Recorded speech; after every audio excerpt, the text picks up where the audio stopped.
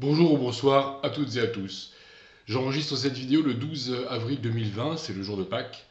Le 31 mars dernier, je mettais en ligne une vidéo intitulée Pourquoi je crois en Dieu, suite à la demande de mon amie Marianne. Et je me disais bien qu'une suite, allant plus loin dans la démarche et expliquant plus précisément pourquoi je suis chrétien, viendrait en son temps. Et puis finalement, oui, parce que ça semblait quand même s'imposer, puis finalement les choses se sont un peu précipitées, je veux dire. Croire en Dieu, c'est bien beau, mais est-ce que tous les chemins mènent à Dieu? Et entre-temps, justement, dans ces derniers jours, pourquoi les choses se sont précipitées? C'est parce que j'ai eu un échange avec une personne qui m'est très chère, un jeune homme que je connais de longue date et que j'appellerai Achille. Et pour Achille, la foi en Dieu ne pose pas de problème, mais Jésus dans tout ça. Jésus dit de lui-même dans l'évangile selon Jean, je suis la porte, je suis le chemin, la vérité et la vie, nul ne vient au Père que par moi. Alors, je précise que pour ce qui est des versets bibliques et des références, vous pouvez vous référer au PDF auquel vous accéderez grâce au lien qui se trouve dans la description de cette vidéo. Vous avez le script de cette vidéo avec toutes les références bibliques que je ne donnerai pas systématiquement pendant la vidéo orale. Donc Jésus dit, je suis la porte, je suis le chemin, la vérité et la vie, nul ne vient au Père que par moi. Alors pourquoi de la part de Jésus un discours aussi exclusif? Et les autres religions alors? Est-ce qu'elles comptent pour du beurre? Est-ce qu'il y a de bonnes choses dedans? Et est-ce que toutes les religions ne se valent pas finalement? Alors je vais répéter ici, justement, du fait que deux vidéos se sont un peu, je dirais, télescopées, je vais répéter un certain nombre de choses que j'ai dites déjà dans la vidéo précédente, dans la vidéo du 31 mars, la vidéo donc sur pourquoi je crois en Dieu. Alors celles et ceux qui ont déjà vu cette vidéo voudront bien excuser les quelques répétitions qui vont avoir lieu dans celle-ci. Et puis quant aux personnes qui n'ont pas regardé la vidéo précédente, en dépit de ces répétitions, eh bien, je vous conseille quand même de la regarder parce qu'il y a quand même des choses qui sont très complémentaires. Et c'est vrai que, oui, peut-être qu'un beau jour, je ferai une vidéo qui fera un peu la synthèse entre les deux. Et vous pouvez regarder les deux, à mon avis, c'est pas non plus. Voilà, ce ne sera pas peine perdue. Alors pourquoi est-ce que, quitte à être croyant, eh bien, je suis chrétien? Quels sont, après, donc, dans la vidéo précédente, les arguments pour la croyance en Dieu, eh bien, quels sont mes arguments pour la croyance en Jésus-Christ? Alors la première des choses justement à laquelle je voudrais répondre, à la première des questions, c'est cette question de l'exclusivité du christianisme. Toutes les religions sont à la recherche de la vérité. On reproche justement au christianisme d'être exclusif et de considérer que les autres religions sont dans l'erreur. Mais c'est le cas de toutes les religions. Toutes les religions sont exclusives parce que leur but est d'établir la vérité. Une chose et son contraire ne peuvent pas être vrais. Le christianisme enseigne que Jésus est le Fils de Dieu, Dieu manifesté corporellement. Le christianisme enseigne donc que Jésus est mort sur la croix pour nos péchés et qu'il est ressuscité. Et parmi les autres religions, bien aucune ne dit la même chose, sinon ce serait le christianisme. Certaines religions nient explicitement dans leur texte que Jésus est mort sur la croix pour le péché des êtres humains. C'est le cas de l'islam, parce que le Coran reconnaît certes comme prophète Jésus, mais nie que Jésus soit le Fils de Dieu et prétend même que quelqu'un d'autre a été crucifié à sa place, c'est plutôt sympa. Euh, bon, ce n'est pas la croyance du christianisme. Et le judaïsme également nie explicitement que Jésus est le Fils de Dieu. Alors le judaïsme parle du christianisme dans des textes qui bien sûr sont aussi ultérieurs au christianisme, dans le Talmud, qui prend en dérision Jésus de façon très véhémente. Donc vous avez également les références du Coran et du Talmud dans le PDF. D'autres religions ignorent totalement Jésus, on n'en parle pas parce que ça ne les concerne pas. Et certaines religions aussi, alors il y a d'autres différences entre les religions, des différences qui ne sont pas compatibles, c'est que certaines religions disent qu'il y a un seul Dieu, d'autres qu'il y a de multiples dieux. Certaines religions, en ce qui concerne ce qui nous arrivera après la mort, enseignent la résurrection corporelle, c'est le cas du christianisme. D'autres religions enseignent l'envol des âmes vers le ciel. Alors je précise que ce n'est pas le cas du christianisme biblique. Et d'autres religions enseignent la réincarnation. Toutes les religions ne peuvent pas avoir raison. Les religions enseignent toutes des chemins vers Dieu différents. Il faut donc faire un choix. Si on est à la recherche de la vérité et du salut, on ne peut pas dire que tout se vaut. puisque tous les messages et tous les chemins sont différents et ne mènent pas au même endroit.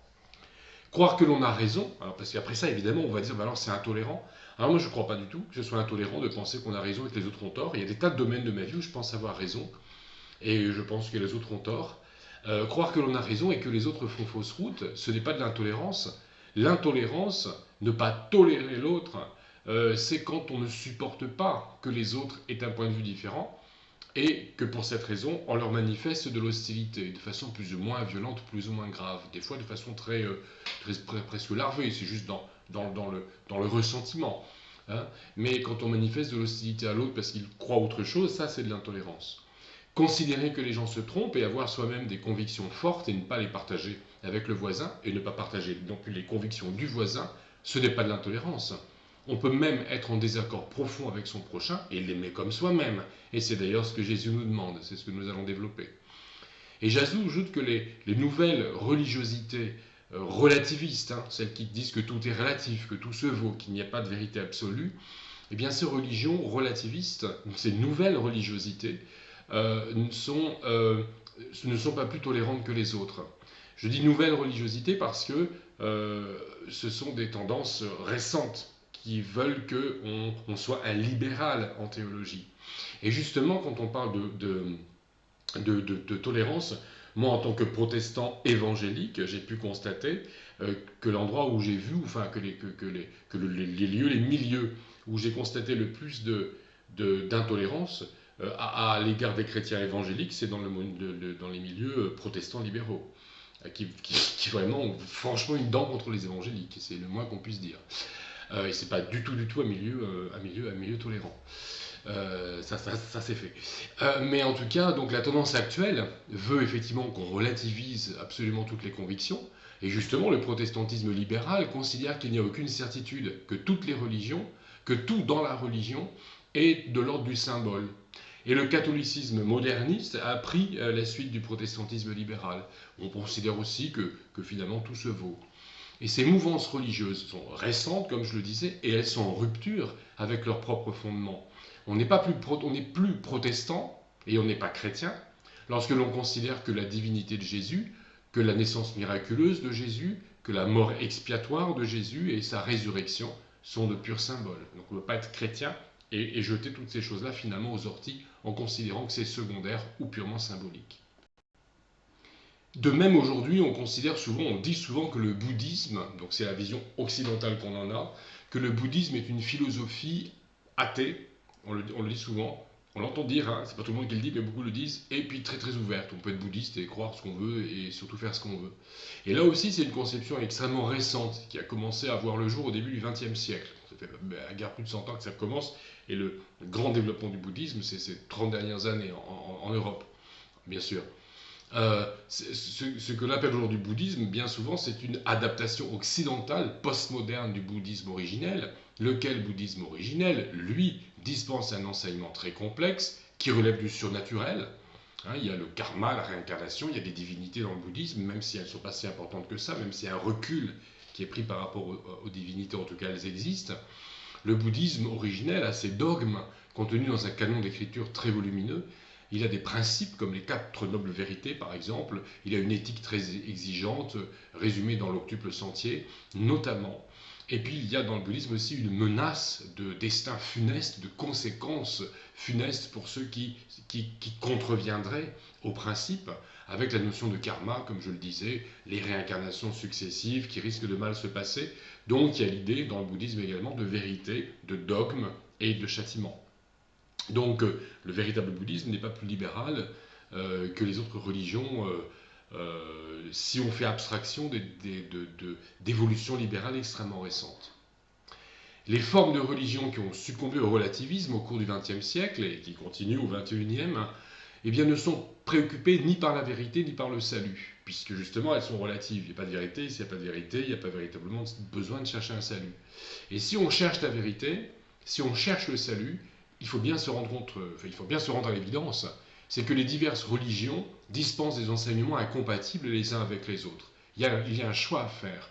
Pour ma part, j'ai choisi de suivre Jésus-Christ. Pourquoi ? Alors bien sûr, comme Søren Kierkegaard l'a affirmé, l'a expliqué, donc ce philosophe chrétien danois, hein, Søren Kierkegaard. Donc il explique qu'il faut faire la distinction entre le christianisme, c'est-à-dire l'enseignement de Jésus d'une part, et d'autre part la chrétienté, c'est-à-dire les interprétations au cours de l'histoire et les adaptations qui ont été faites au fil des siècles par les chrétiens ou prétendus tels. D'ailleurs, moi-même, qui suis-je? Où en suis-je dans ma foi pour affirmer que je pratique pleinement le christianisme, hein? Alors toujours est-il que les exigences morales et les enseignements de Jésus ont été mis à mal de façon tragique par l'histoire. Et dans cette vidéo, c'est de Jésus-Christ et du christianisme aux sources du texte de l'Évangile et de la Bible que nous parlons. Alors un des arguments aussi pour moi pour parler de Jésus. Donc là, j'ai parlé de façon très, très générale. Enfin voilà, je pense que la vérité, il y a forcément une vérité absolue quelque part, si Dieu est absolu. Donc premier argument véritablement en faveur de Jésus, si je puis dire, eh bien, je dirais que ce sont ses qualités morales uniques et ses valeurs éthiques exceptionnelles.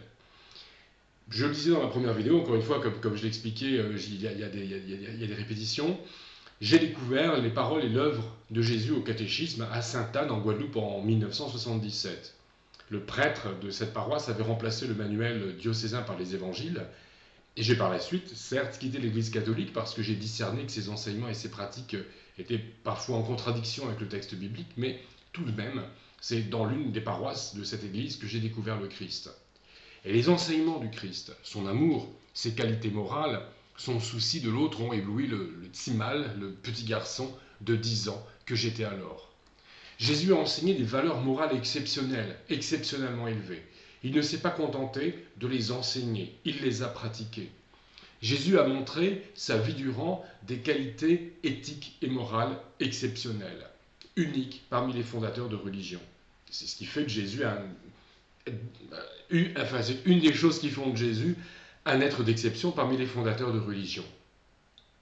Pour Jésus, l'amour du prochain, la non-violence, le respect de tous sans distinction de rang social, d'origines ethniques, de sexe, de religion, d'âge, de situation spirituelle, de comportement, était un mode de vie avant d'être des sujets d'enseignement. Il ne faisait pas qu'enseigner qu'il fallait être tolérant, aimer son prochain, qui qu'il soit et quoi qu'il fasse, et où qu'il en soit, mais il le faisait, il aimait son prochain d'une façon tout à fait touchante et frappante aussi pour son époque, d'une façon, je dirais, pionnière.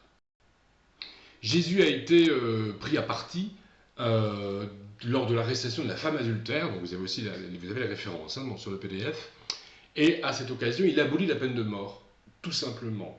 Le texte qui en atteste est sans doute une des premières dans l'histoire de l'humanité, lorsque Jésus dit que celui de vous qui est sans péché lui jette la première pierre.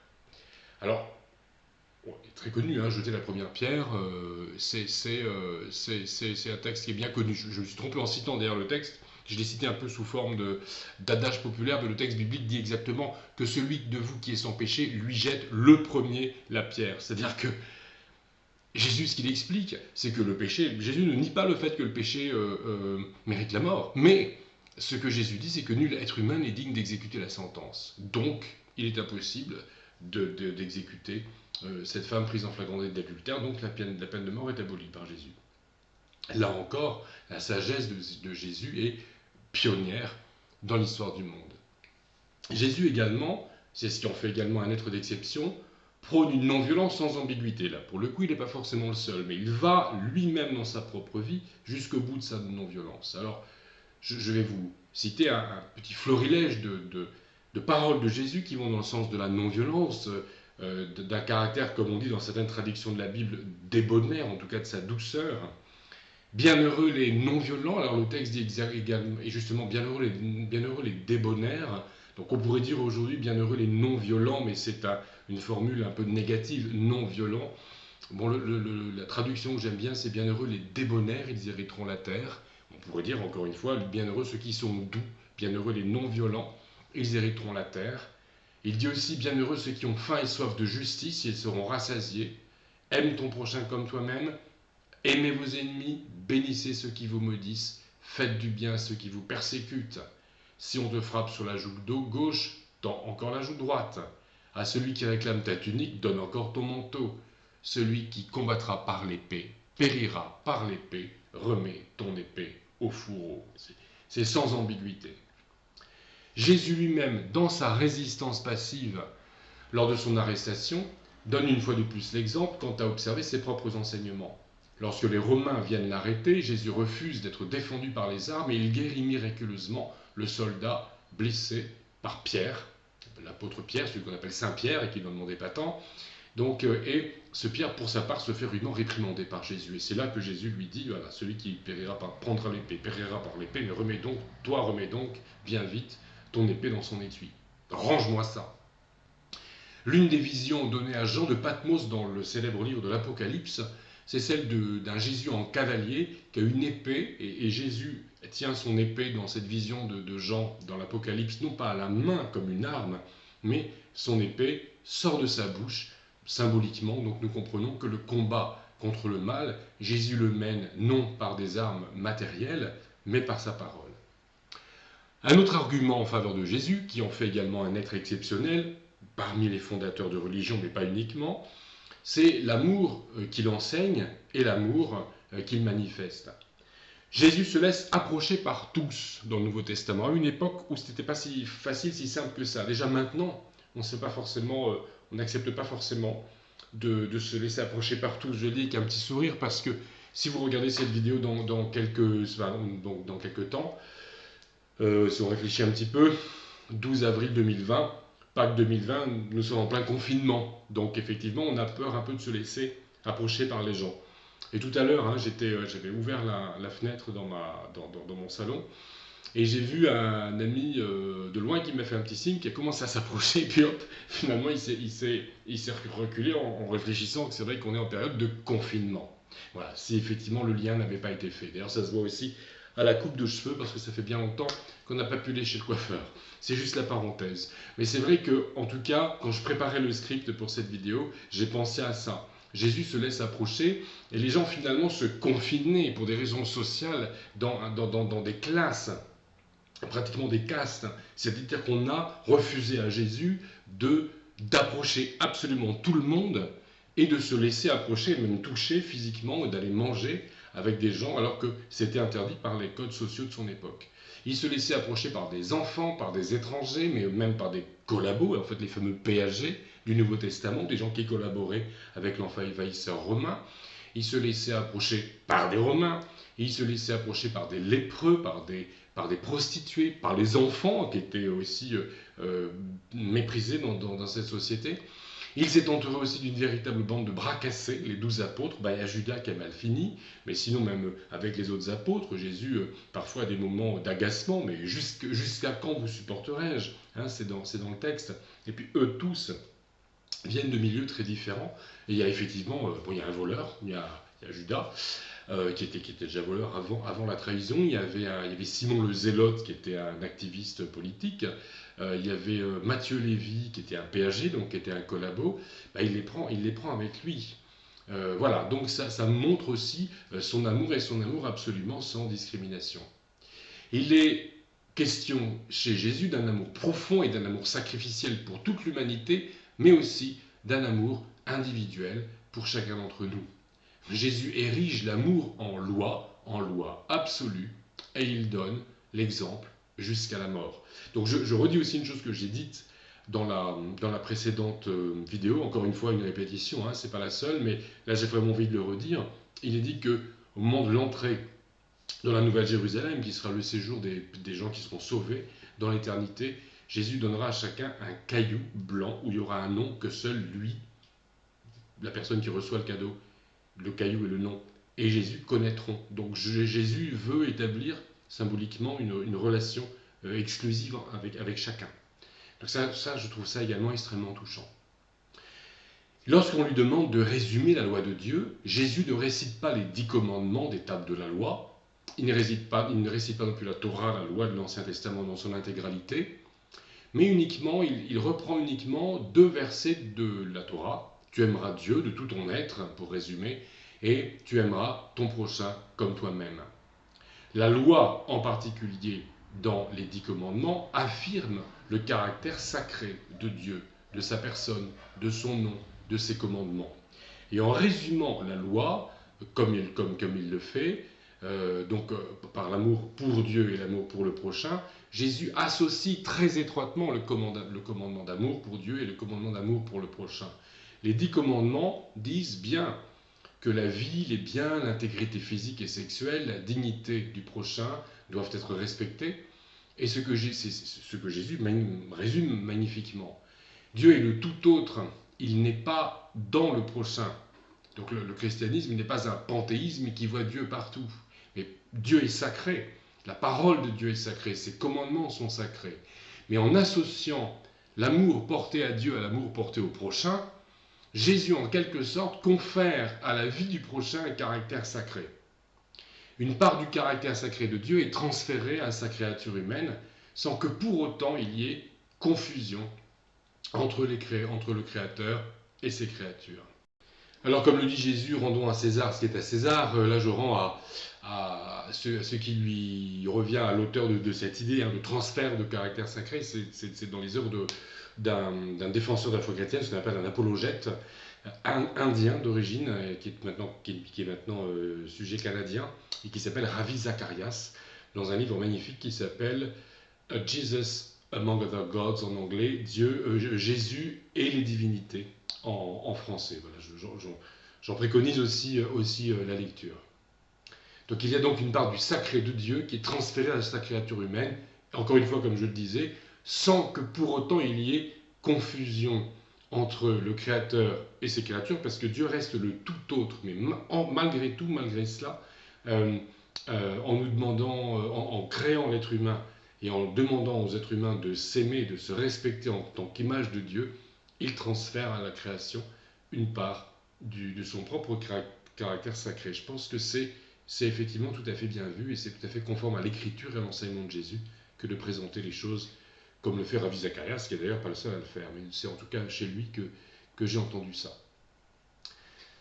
L'impératif de respecter les besoins fondamentaux du prochain est rappelé dans d'autres paroles de Jésus, évidemment. Il n'y a pas que dans ce « tu aimeras ton prochain », ce rappel de « tu aimeras ton prochain comme toi-même » que Jésus nous parle de cela.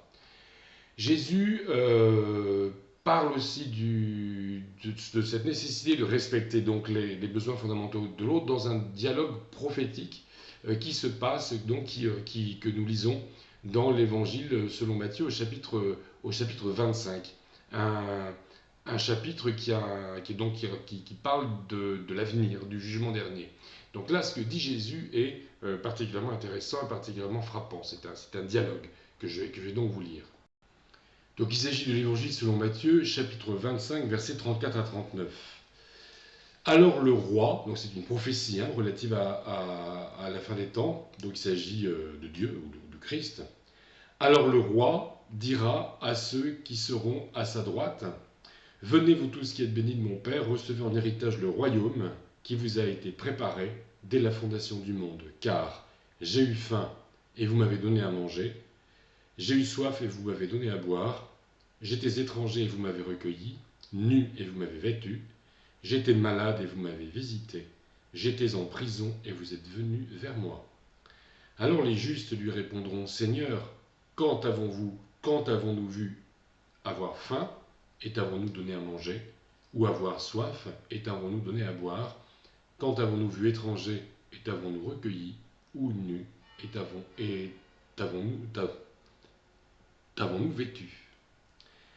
Quand avons-nous vu malade ou en prison et sommes-nous allés vers toi? » Et le roi leur répondra, « En vérité, je vous le dis, dans la mesure où vous avez fait cela à l'un de ces plus petits de mes frères, c'est à moi que vous l'avez fait. » Donc en fait, exercer l'amour du prochain, c'est aimer Dieu et c'est aimer Jésus. Donc voilà aussi Jésus qui nous montre à quel point il est soucieux des besoins fondamentaux de notre prochain. Il nous demande d'être soucieux des besoins fondamentaux de notre prochain. Je dois aimer Dieu de tout mon être et dans le même élan traiter mon semblable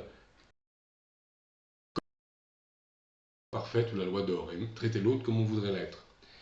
Voilà quelles sont les bases de la morale chrétienne, la vraie, celle instituée par Jésus. Jésus prend ce qu'il y a de meilleur dans l'Ancien Testament et les deux commandements d'amour pour Dieu et le prochain font eux-mêmes écho à un texte plus ancien encore de l'Ancien Testament, un des tout premiers textes de la Bible, le 27e verset du premier chapitre de la Genèse, donc le 27e verset de la Bible, qui dit, si on traduit mot à mot, Dieu créa l'être humain à son image, mâle et femelle il les créa à l'image de Dieu.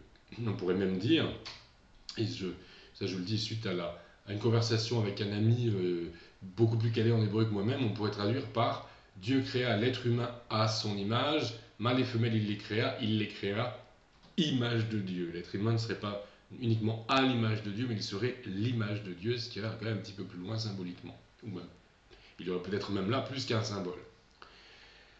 Donc c'est Genèse chapitre 1 verset 27, traduction littérale, voilà.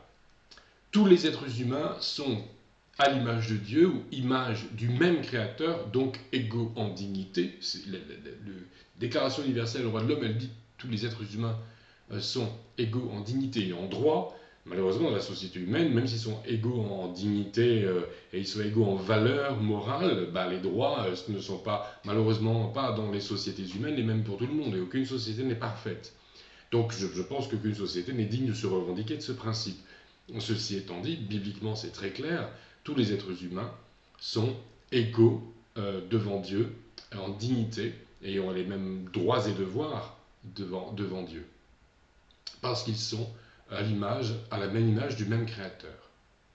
Et ils ont le devoir de s'aimer les uns les autres et d'aimer Dieu. Oui, l'éthique instituée par Jésus est unique parmi les morales religieuses. Jésus fut le seul maître religieux à mettre en pratique le plus vieil enseignement relatif à l'égalité de tous, donc qui se trouve au début de la Bible et que je viens de vous lire.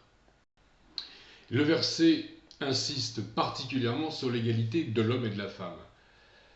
Et à l'égard de ce principe aussi, Jésus a démontré une fidélité à toute épreuve.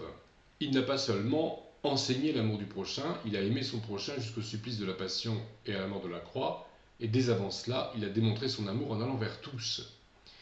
Jésus annonce l'amour de Dieu aux collabos, aux prostituées, aux lépreux, aux étrangers, aux parias, qui étaient les Samaritains, aux hérétiques sadducéens, aux envahisseurs romains. Il prend en considération les enfants et les donne même en exemple en disant « Laissez les petits-enfants venir à moi et ne les empêchez pas. » Donc laissez les petits-enfants et ne les empêchez pas de venir à moi, car le royaume des cieux est pour leur pareil. Il faut que je sois fidèle à la traduction, et en particulier à la traduction de la Colombe, dont je conseille avec enthousiasme l'utilisation.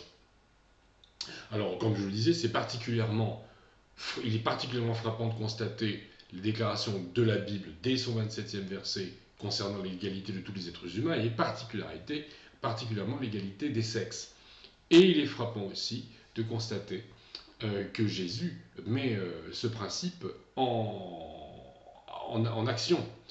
Donc un des arguments aussi qui pour moi me frappe, il doit être mis en avant quand on parle de Jésus, c'est pas simplement son amour pour tous, mais en particulier le fait qu'il est complètement avant-gardiste dans sa relation avec les femmes. Il est fraternel, égalitaire et donc pionnier quand on considère son temps et la société dans laquelle il a évolué. Jésus et les femmes, donc voilà un argument particulièrement intéressant à considérer. Donc les relations de Jésus et avec les femmes sont d'un aspect particulièrement saisissant de sa perfection morale. Il gracie la femme adultère, dont l'amant est bizarrement passé entre les mailles du filet des pharisiens. Il se laisse approcher, je l'ai dit aussi, par les prostituées. Il adresse la parole à des femmes étrangères, comme par exemple la femme syro-phénicienne ou syro-cananéenne. Les exemples sont innombreux de ces échanges fraternels avec les femmes. Les manifestations de condescendance, de mépris ou de domination phallocratique sont chez lui parfaitement inexistantes. On le lui reproche même.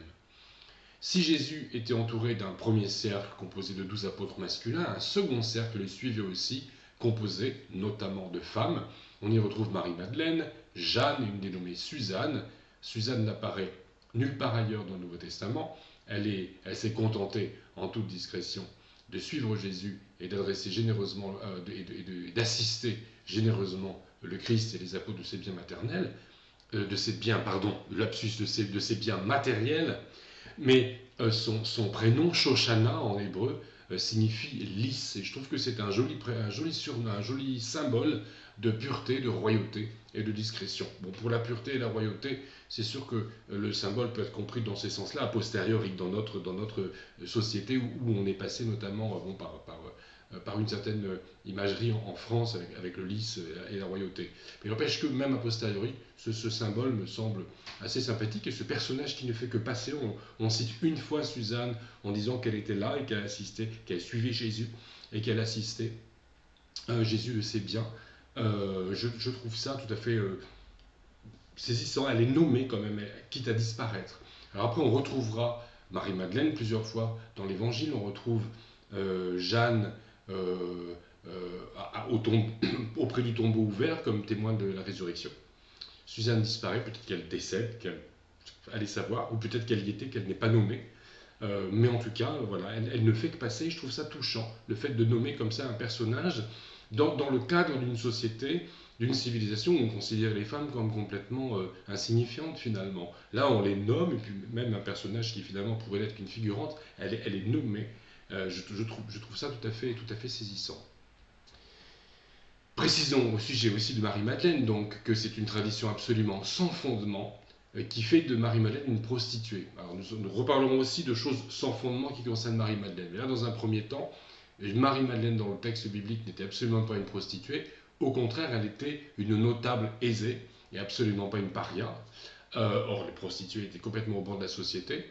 Marie-Madeleine, Marie, mère de Jacques, Jeanne et Salomé ont été les témoins de la résurrection de Jésus. Donc Marie-Madeleine et Jeanne, qui justement étaient aussi des notables qui suivaient Jésus.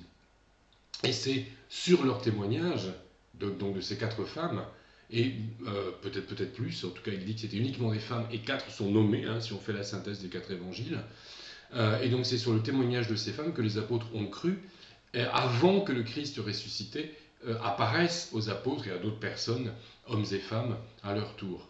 Encore une fois, dans un contexte social, où le témoignage des femmes n'était pas même pris en considération dans un procès, il a plu à Dieu de faire paraître des femmes en tant que témoins de l'événement le plus extraordinaire et le plus miraculeux de l'histoire de l'humanité et des relations entre Dieu et cette humanité, le constat du tombeau vide après la résurrection de Jésus. Et elles ont vu Jésus ressuscité. Donc ça, c'est une réhabilitation de la femme absolument magistrale dans la vie, l'enseignement de Jésus et dans le christianisme originel, dans le christianisme tel qu'on le voit dans les textes. Donc le récit aussi, alors en particulier après la résurrection, le récit de la rencontre de Jésus avec Marie-Madeleine est d'une joliesse absolument bouleversante, et je ne résiste pas à l'envie de vous lire ce passage. Donc, qui se trouve en Jean chapitre 20, versets 10 à 18. Donc voilà ce texte. Et les disciples s'en retournèrent chez eux. Cependant, Marie se tenait dehors, près du tombeau, et pleurait. Comme elle pleurait, elle se baissa pour regarder dans le tombeau et vit 2 anges vêtus de blanc, assis à la place où avait été couché le corps de Jésus, l'un à la tête, l'autre au pied. Ils lui dirent : « Femme, pourquoi pleures-tu ? » Elle leur répondit : « Parce qu'on a enlevé mon sauveur, et je ne sais pas où on l'a mis. » En disant cela, elle se retourna et vit Jésus debout, mais elle ne savait pas que c'était Jésus. Jésus lui dit : « Femme, pourquoi pleures-tu ? Qui cherches-tu ? » Pensant que c'était le jardinier, elle lui dit : « Seigneur, si c'est toi qui l'as emporté, dis-moi où tu l'as mis, et je le prendrai. » Jésus lui dit : « Marie. » Elle se retourna et lui dit en hébreu : « Rabouni », c'est-à-dire « maître ». Jésus lui dit : « Ne me touche pas, car je ne suis pas encore monté vers mon Père, mais va vers mes frères et dis-leur que je monte vers le Père et votre Père, vers mon Père et votre Père, vers mon Dieu et votre Dieu. » Marie-Madeleine vint annoncer aux disciples qu'elle avait vu le Seigneur et qu'il lui avait dit ces choses. La tradition orthodoxe appelle ces femmes qui ont vu Jésus les apôtres des apôtres, parce qu'elles ont annoncé la résurrection aux apôtres qui, à leur tour, en tant qu'apôtres, l'ont annoncé au monde entier. Je trouve cette expression très belle. Alors, il y a tout de même, parmi les femmes qui ont croisé la route de Jésus, une femme qui me touche quand même particulièrement, c'est Ma petite Samaritaine, ça je l'aime bien. La Samaritaine, donc, dont l'histoire est racontée dans l'évangile de Jean, chapitre 4, versets 1 à 30, que je vous invite à lire. Donc c'est une rencontre tout à fait surprenante de Jésus. Et l'amour de Jésus me frappe, nous frappe, son amour en particulier pour les gens qui n'étaient pas forcément très considérés dans cette société, en particulier pour les femmes, ça nous frappe. Mais dans l'histoire de la Samaritaine, il y a tout blanc.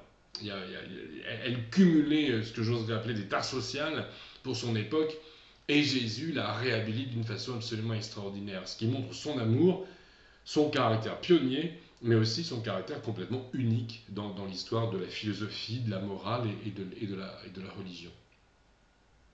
Se rendant de Jérusalem en Galilée, Jésus et ses disciples traversent la Samarie. Et pourtant, comme le texte de l'évangile de Jean le précise, les Judéens, les habitants de la Judée, évitaient d'avoir des relations avec les Samaritains et ils préféraient contourner la Samarie pour se rendre beaucoup plus au nord en Galilée. Et donc Jésus, lui, il ne fait pas le détour. Jésus va à la rencontre de ce peuple étrange et méprisé. Il traite également avec sympathie les Samaritains dans la parabole du bon Samaritain, où le Samaritain a la bonne, je dirais, le beau rôle à côté des prêtres et ce qu'on appellerait les bien-pensants. Donc Jésus témoigne aussi de son souci pour le salut des Samaritains dans la dernière parole qu'il adressera à ses disciples au moment de l'ascension, qui est cette parole, donc le grand commandement d'évangélisation, où Jésus dit à ses disciples « Vous serez mes témoins à Jérusalem, dans toute la Judée et la Samarie, et jusqu'au bout du monde. » Donc il faut évangéliser la terre entière sans oublier la Samarie. Quand on connaît le contexte culturel, on se rend compte à quel point donc, Jésus avait de l'amour, encore une fois, pour ce peuple méprisé, quoi. Alors les disciples de Jésus, quant à eux, au moment où donc Jésus monte vers le nord, vers la Galilée avec ses disciples et traverse la Samarie, on se rend compte dans le texte, bon, Jésus les envoie acheter des vivres apparemment, enfin en tout cas c'est ce que le texte nous dit, effectivement Jésus les envoie acheter des vivres, mais en tout cas quand il discute avec la Samaritaine, il est seul et on ne sait pas trop si les disciples sont pris par les courses ou si c'est simplement parce qu'ils ne veulent pas trop se mélanger à la population, faisant quand même je dirais une entorse à leurs propres principes pour ce qui est d'aller acheter des vivres et les relations avec les commerçants, ça pose généralement moins de problèmes, il faut bien vivre.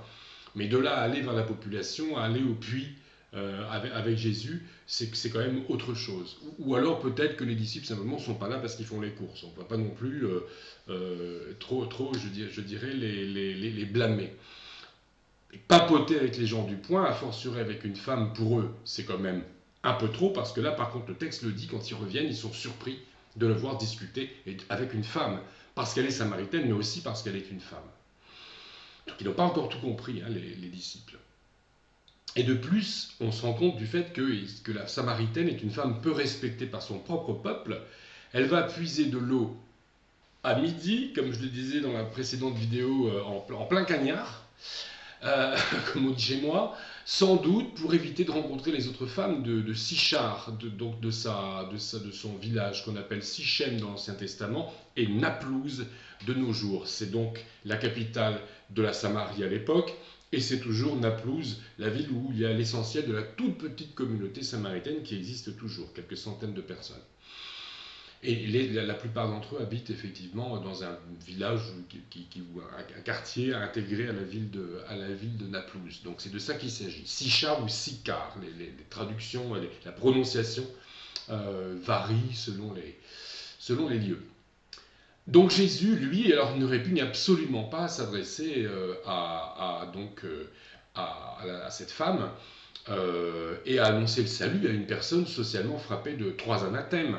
C'est une femme, c'est une Samaritaine, et le fait qu'elle vienne en plein cagnard chercher de l'eau, c'est aussi déjà d'entrée de jeu le symbole qu'elle est peu vertueuse, qu'elle fuit les autres.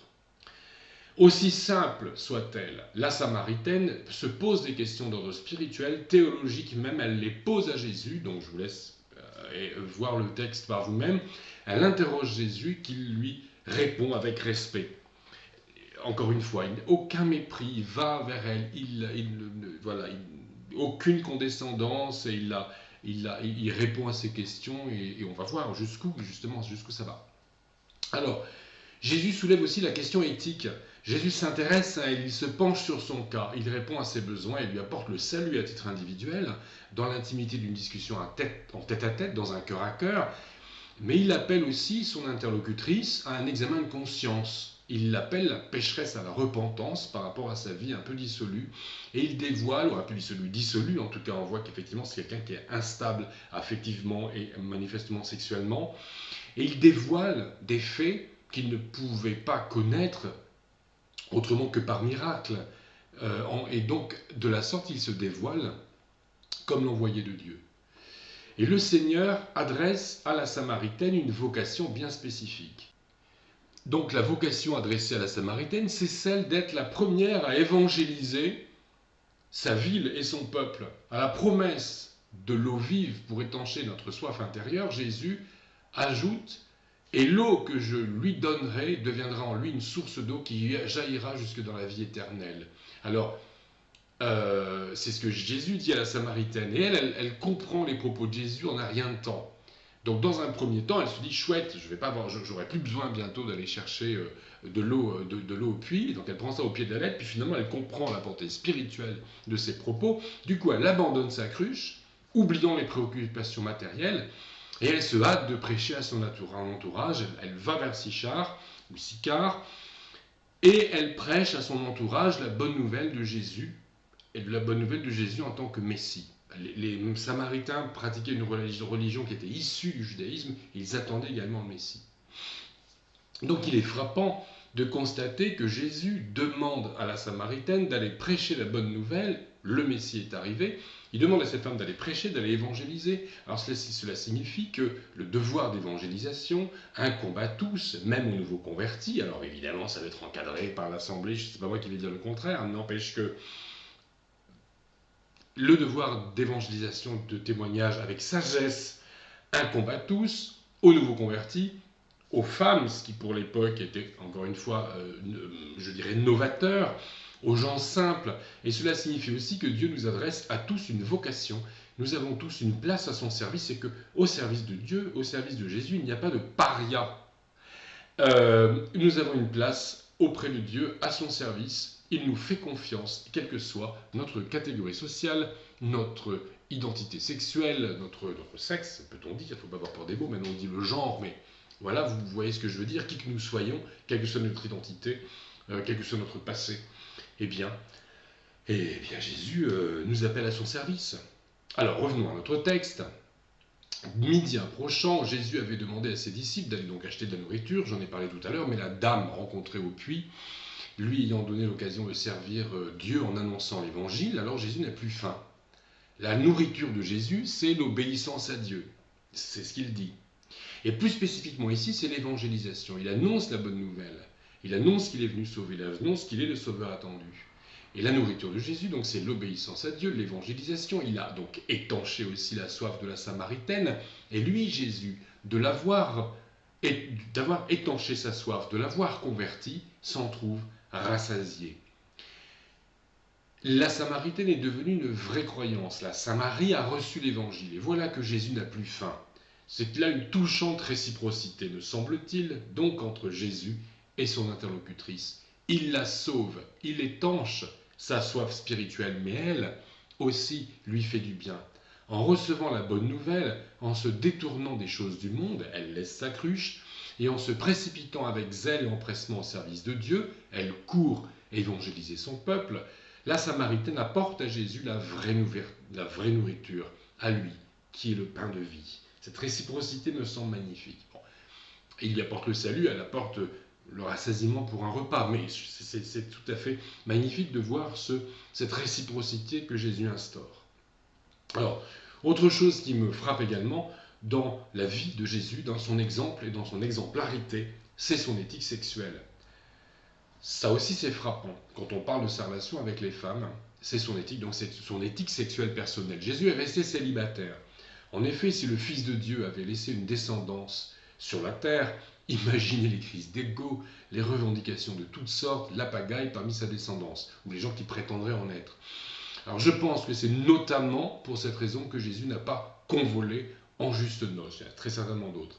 Mais la sexualité n'est pas un péché, évidemment, pourvu qu'elle soit vécue dans les liens de l'institution divine du mariage. Donc la sexualité n'est pas un péché si elle est vécue dans le mariage et dans le mariage selon Dieu. Cependant, rester célibataire, donc chaste, puisque manquer à la chasteté en dehors du mariage eût été un péché, or Jésus est sans péché. Donc demeurer sans péché, célibataire, donc chaste, Jésus n'a eu avec les femmes que des relations non charnelles, sans effort de séduction, sans arrière-pensée sexuelle. Et c'est là aussi une marque de son profond respect pour les femmes. Certes, on peut se marier et respecter parfaitement les personnes du sexe opposé. Cependant, il me semble que la chasteté de Jésus est une marque supplémentaire de son respect pour la genre féminine, dont il ne fait pas un objet de désir. Alors, il faut aussi préciser, alors j'y ai fait allusion tout à l'heure, par rapport à Marie-Madeleine. Marie-Madeleine qui n'était pas une prostituée, mais il faut encore préciser autre chose quand on parle de Jésus, de la sexualité, du mariage, c'est que les élucubrations récentes, selon lesquelles Marie-Madeleine aurait été la femme de Jésus, ou a fortiori sa concubine, n'ont aucun fondement. Non seulement les évangiles, Matthieu, Marc, Luc et Jean n'en parlent pas, et présentent clairement Jésus comme célibataire, mais les textes dits apocryphes, contrairement à ce qu'affirment de nombreux auteurs, à la suite notamment du Da Vinci Code, ne font aucune allusion à un mariage, ni a fortiori à un concubinage entre Jésus et Marie-Madeleine. Alors, quoi qu'il en soit, les textes invoqués, on prétend que ces textes disent que Jésus et Marie-Madeleine ont été amants, maris et femmes, etc. Il n'y a rien dans les apocryphes qui le disent, mais même, quitte à faire dire à ces textes ce qu'ils ne disent pas, ils sont extrêmement tardifs et n'ont aucune crédibilité historique. Alors, il faut savoir que la thèse d'un Jésus en couple avec Marie-Madeleine est née en 1982. 1982, c'est la date de parution du premier ouvrage qui affirme que Jésus et Marie-Madeleine étaient en couple. Il y a eu avant ça, dès les années 50, des textes qui présentaient ça comme des fantaisies, comme romanesques. Mais ça a été présenté comme une thèse en 1982, jamais avant, et je peux vous dire que j'ai fait des recherches assez approfondies sur la question. Donc Jésus et Marie-Madeleine en couple, c'est une construction parfaitement fantaisiste, et je vous invite à cet égard à aller voir la vidéo YouTube sur YouTube, donc la vidéo Foi Vivante 03, où je vous présente la question Marie-Madeleine. Donc vous pouvez chercher, donc regardez parmi les vidéos de Foi Vivante, foivivantevideo.org, ou sur cette chaîne Foi Vivante vidéo sur YouTube, et chercher la vidéo A03, apologétique, troisième vidéo. Donc dans la playlist A comme apologétique, vous avez cette vidéo où il est question de Marie-Madeleine, et je pense que je donne un exposé quand même très détaillé de l'historique de ce mensonge, Jésus, Marie-Madeleine en couple. L'idée simplement, c'est de dire que les évangiles ne disent pas tout, et s'ils nous cachent que Marie-Madeleine et Jésus étaient mariés, que nous cachent-ils d'autres? En gros, c'est plus un jeu, mais c'est un jeu je dirais, pour discréditer le christianisme, cette histoire de Marie-Madeleine, et rien d'autre. Donc ça, c'est important. Alors, autre chose aussi, autre chose dont on peut parler pour défendre le personnage de Jésus, si je puis dire, en tout cas, pour dire que voilà, Jésus est différent des autres, ce sont ses miracles. Alors bien sûr, il est difficile d'utiliser les miracles pour défendre la foi, car pour croire que les miracles ont eu lieu, il faut déjà être quand même croyant d'emblée. Alors cependant, quand même, les miracles opérés par Jésus, quitte à les considérer avec scepticisme, montrent tout de même le personnage de Jésus dans toute sa générosité, sa bonté et son altruisme. Jésus passe son temps à guérir les malades, à exorciser les démons, à soulager les gens qui souffraient de toutes sortes de maux, les affligés, les personnes en deuil, à libérer les parias, à ressusciter les morts, même quelquefois, à rendre leur dignité à celles et ceux qui en ont été privés. Il suffit de lire un évangile de bout en bout pour voir Jésus à l'œuvre. Et je recommande notamment, pour une première découverte, la lecture de l'évangile de Luc. Alors, il y a les paraboles du royaume et les béatitudes dans Matthieu également. Marc est très court. Jean peut-être plus, je le cite beaucoup dans cette vidéo, mais il y a d'autres passages plus difficiles à comprendre, parce qu'il faut être baigné déjà dans le contexte culturel de l'époque, mais en tout cas, lisez les évangiles, je vous en prie, si ce n'est pas déjà fait, et si vous l'avez déjà fait, bien recommencez la lecture de la Bible, et en particulier du Nouveau Testament, c'est l'affaire d'une vie, et c'est une affaire quotidienne. Donc il suffit, disais-je, de lire un évangile de bout en bout pour voir Jésus à l'œuvre. Jésus a littéralement consacré tout le temps de son ministère terrestre à faire du bien autour de lui par l'action et par la parole pour finalement endurer le supplice et la mort pour chacun d'entre nous, ce sur quoi nous allons revenir un peu plus bas. Donc voilà qui place encore une fois Jésus en position unique parmi les sages, les philosophes et les fondateurs de religions en ce monde.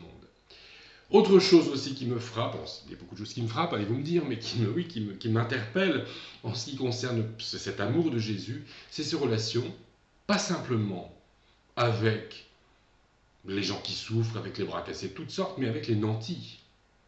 Voilà encore un argument. Il s'intéresse vraiment à tout le monde, même aux riches.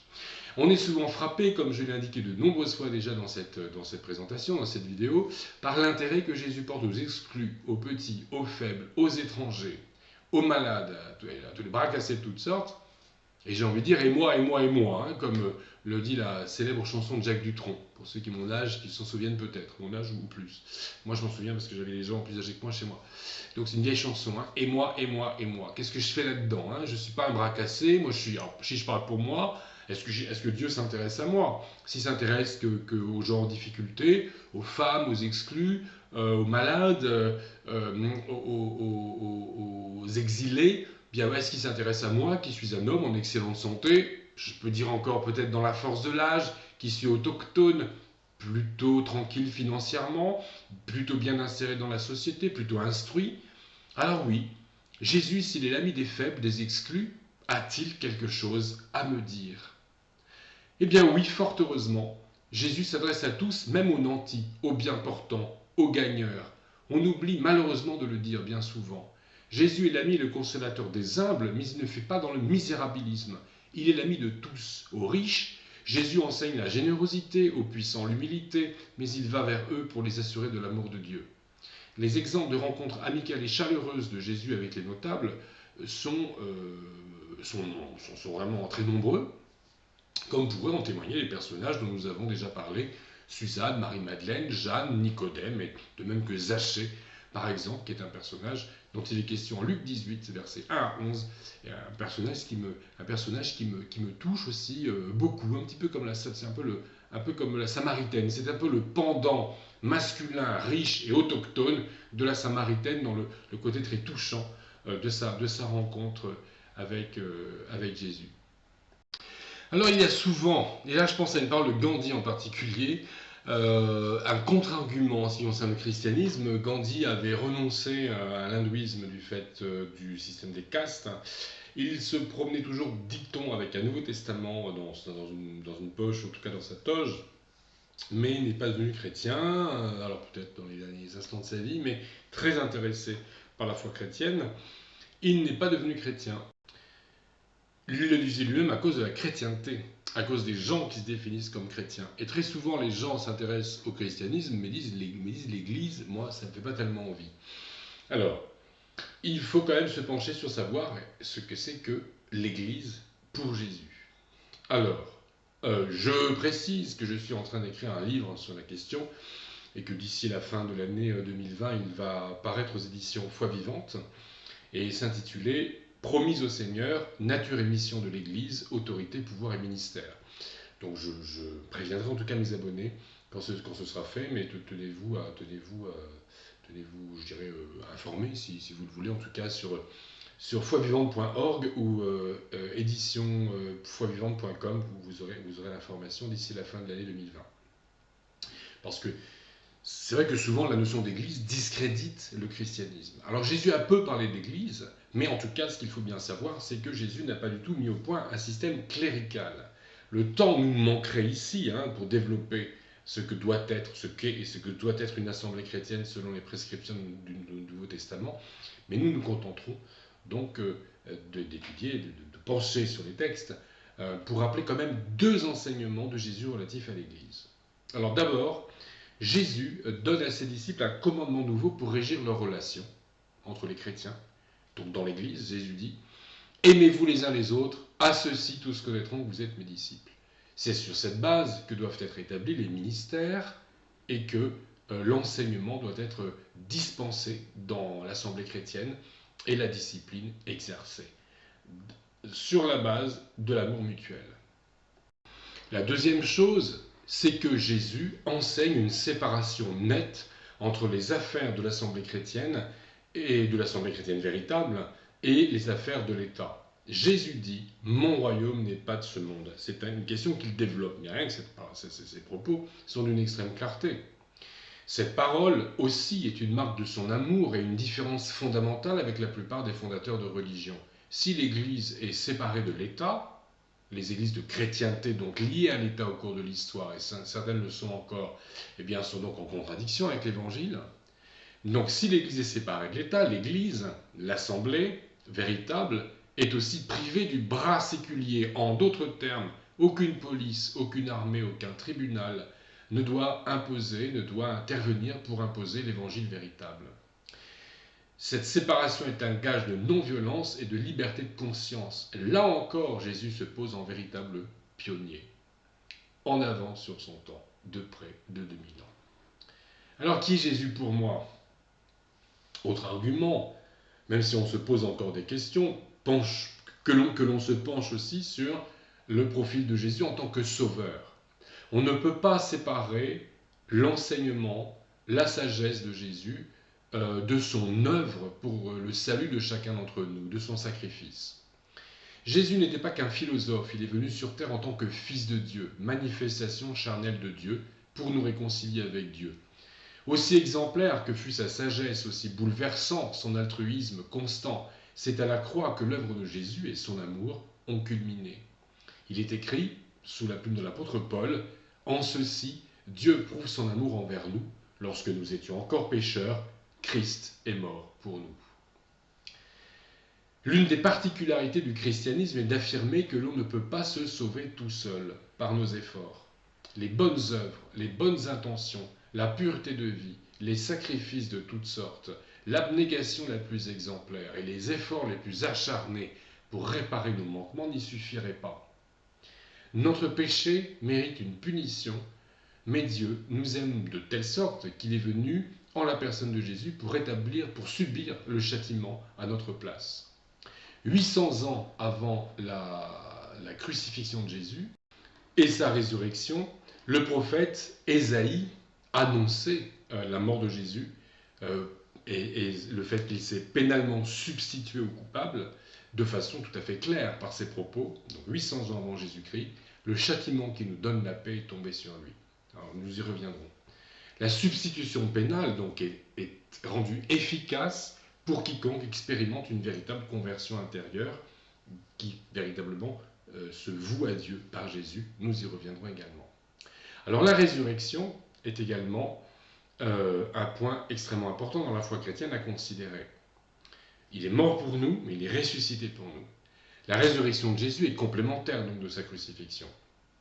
À la croix, Jésus reçoit le châtiment à notre place, mais s'il était resté dans le tombeau, dans la mort, c'est la mort et le mal qui auraient triomphé.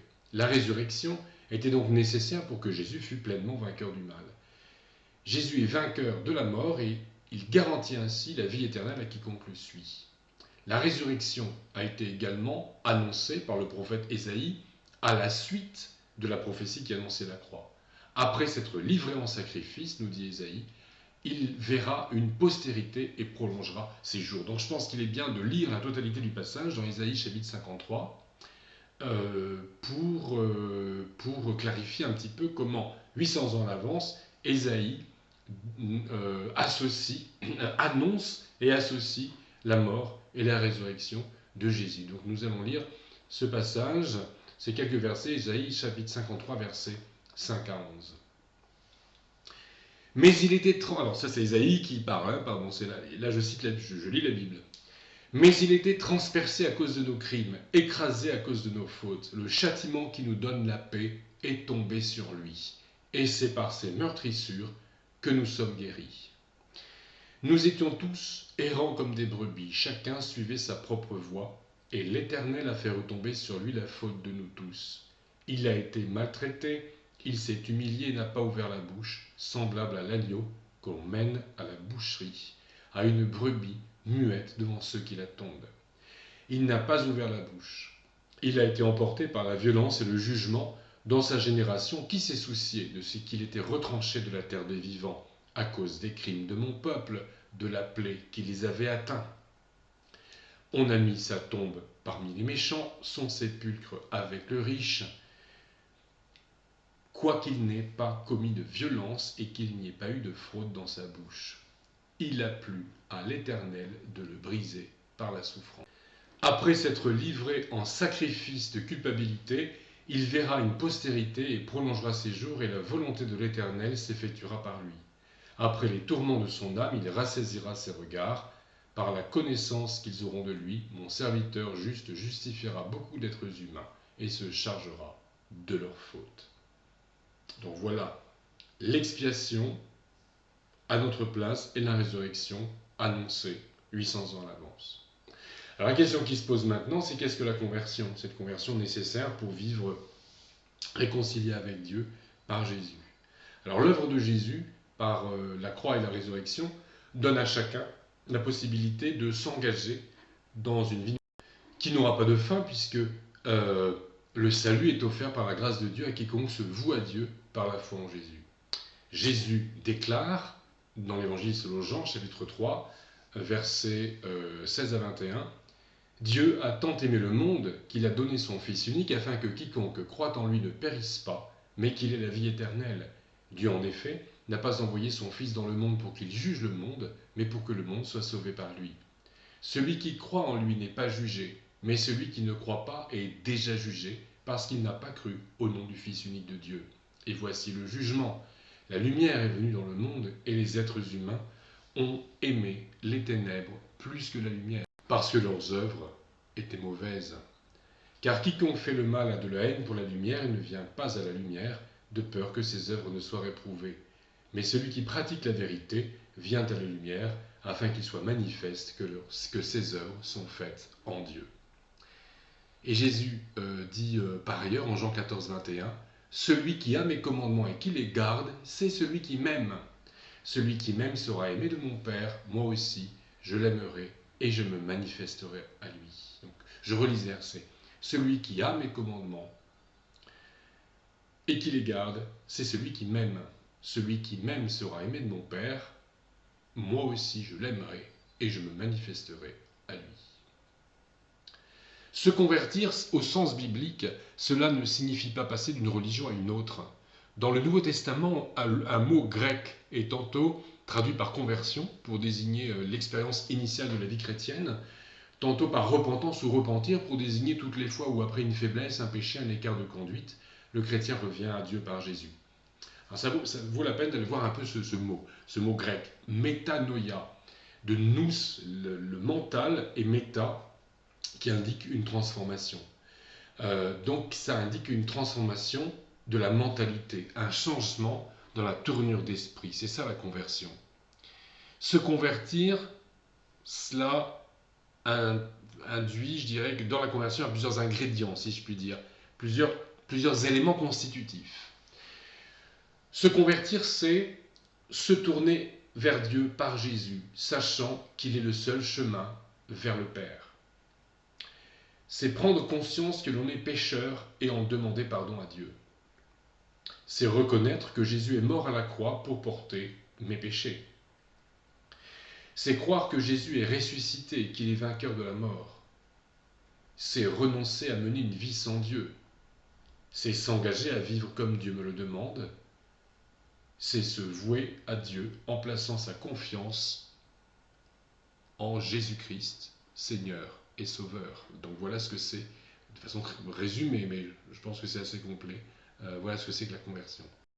Ce changement d'état d'esprit, le fait d'avoir reçu dans nos vies Jésus comme Sauveur et comme Seigneur, nous engage aussi dans la voie de la sanctification, un processus de changement de comportement.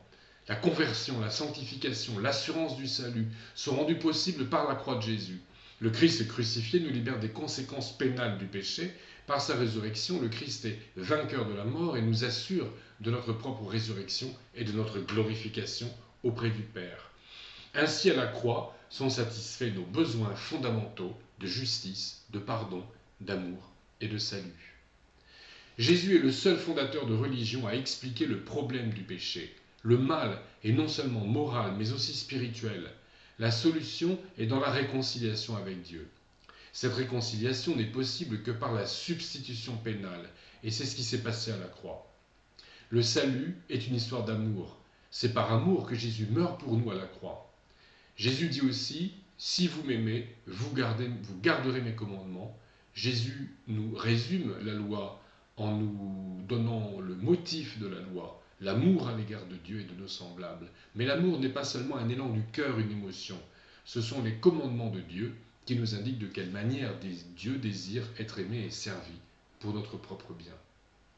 Encore une fois, ce n'est pas pour lui, enfin, c'est aussi pour sa gloire, mais c'est également pour un chemin de sanctification et de bonheur et de paix du cœur que Dieu nous donne ses commandements. Un contre-argument par rapport à la foi, parfois, c'est de dire, mais il y a des gens qui sont délaissés pour compte. Les gens qui n'ont jamais entendu parler de Jésus, s'ils ne sont pas sauvés, c'est injuste. Donc comment est-ce qu'on peut croire une chose pareille? Donc l'argument, c'est de bien voir que dans la parole de Dieu, je dis la parole de Dieu quand je parle de la Bible, parce que je reçois la Bible comme parole de Dieu, eh bien dans la Bible, très clairement, et dans le Nouveau Testament, et dans les paroles de Jésus, et les apôtres, donc il est très clair que le salut est offert à tous. Et pour moi, ça c'est extrêmement important. C'est un argument important.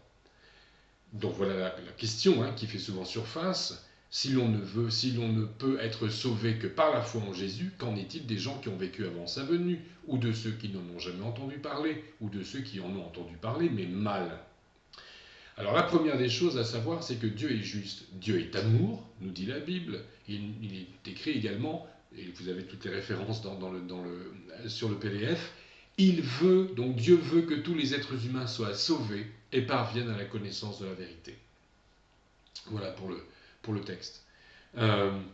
Les patriarches et les prophètes de l'Ancien Testament seront sauvés. Le lieu de séjour des élus est même appelé le sein d'Abraham, on pourrait dire les entrailles d'Abraham. L'épître aux Hébreux donne une liste, donc dans le chapitre 11, donc l'épître aux Hébreux, chapitre 11, donne une liste des personnages de l'Ancien Testament qui seront sauvés par leur foi, une foi manifestée concrètement par leurs œuvres. Hébreux 11. Nous savons aussi que celles et ceux qui n'ont jamais entendu parler de Jésus peuvent être sauvés parce qu'ils font naturellement ce que la loi de Dieu leur demande. Alors c'est un verset qui surprend beaucoup certaines personnes, mais qui est bien là, sous la plume de l'apôtre Paul. Donc là, pour le coup, je donne aussi la référence, c'est Romains chapitre 2, versets 14 à 16, où il est écrit « Quand les païens qui n'ont pas la loi font naturellement ce que prescrit la loi, eux qui n'ont pas la loi, ils sont une loi pour eux-mêmes. Ils montrent que l'œuvre de la loi est écrite dans leur cœur, leur conscience en rend témoignage et leur raisonnement les accuse et les défendent tour à tour. C'est ce qui paraîtra au jour où, selon mon évangile, Dieu jugera par le Christ Jésus les actions secrètes des êtres humains. » Donc tout en étant païens sans connaissance de l'évangile, ils peuvent être sauvés par le Christ parce qu'ils ont suivi leur bonne conscience. C'est un mystère, il faut quand même bien le dire. Parmi les choses que la loi de Dieu demande, il y a le fait d'avoir foi en Dieu, de se confier à sa grâce. Et il y a là une part de mystère, encore une fois, j'insiste beaucoup là-dessus, et nous ne savons pas comment Dieu se manifeste dans la vie d'une personne isolée, au fin fond d'une contrée, sans aucun contact avec l'Évangile, qui n'a jamais entendu parler de Jésus, ni en bien ni en mal, et qui le cherche de tout son cœur. Quelqu'un qui suit les directives d'une conscience pure, mais qui reste la conscience d'un pécheur. Une conscience éclairée, on va dire, une bonne conscience. Une personne de bonne volonté. Mais finalement, est-ce que c'est notre affaire? Ce qui se passe ailleurs pour les autres ou ce qui s'est passé avant? Est-ce que ce n'est pas plutôt l'affaire de Dieu? Nous savons en tout cas que l'évangile doit être prêché à tous. Et Dieu nous demande, et Jésus nous demande expressément de prêcher. Il ne suffit pas non plus, il ne s'agit pas simplement de laisser les gens qui n'ont jamais entendu parler de l'évangile mourir sans l'avoir entendu. De toute façon, il y a tout de même ce commandement d'évangélisation. Mais nous savons que Dieu est juste et que Dieu est amour. Et je le répète, ce qui advient de ceux qui n'en ont jamais entendu parler, ce n'est pas mon affaire directement. Nous savons que nous serons jugés en fonction de ce que nous aurons fait des lumières qui nous ont été accessibles. Donc nous, qui avons entendu parler du Dieu unique, de Jésus, du chemin de réconciliation qui passe par la croix et la résurrection, nous devons être conscients du fait que notre responsabilité est considérable. Le salut nous est offert, ne le méprisons pas. Et nous serons jugés en fonction des lumières qui nous auront été accessibles. Je suggère de conclure cette vidéo par cette magnifique promesse qui se trouve dans l'une des dernières pages de la Bible qui nous parle du salut final, Apocalypse 21, versets 1 à 4. Donc voilà ce dont il est question. Je vis, et c'est Jean de Patmos qui parle, lui qui a cette révélation de la fin des temps et du jugement dernier et du salut final. Donc Jean dit, « Je vis un nouveau ciel et une nouvelle terre, car le premier ciel et la première terre avaient disparu et la mer n'était plus. Et je vis descendre du ciel, d'auprès de Dieu, la ville sainte, la nouvelle Jérusalem, prête comme une épouse qui s'est parée pour son époux. J'entendis du trône une voix forte qui disait « Voici la demeure de Dieu avec les êtres humains. Il demeurera avec eux. Ils seront son peuple, et Dieu lui-même sera avec eux. Il essuiera toute larme de leurs yeux. La mort ne sera plus, et il n'y aura plus ni deuil, ni cri, ni douleur, car les premières choses ont disparu. » Que le Seigneur vous bénisse et vous accompagne. N'hésitez pas à me contacter, contact@foivivantevideo.org, contact@foivivante.org pour toute question.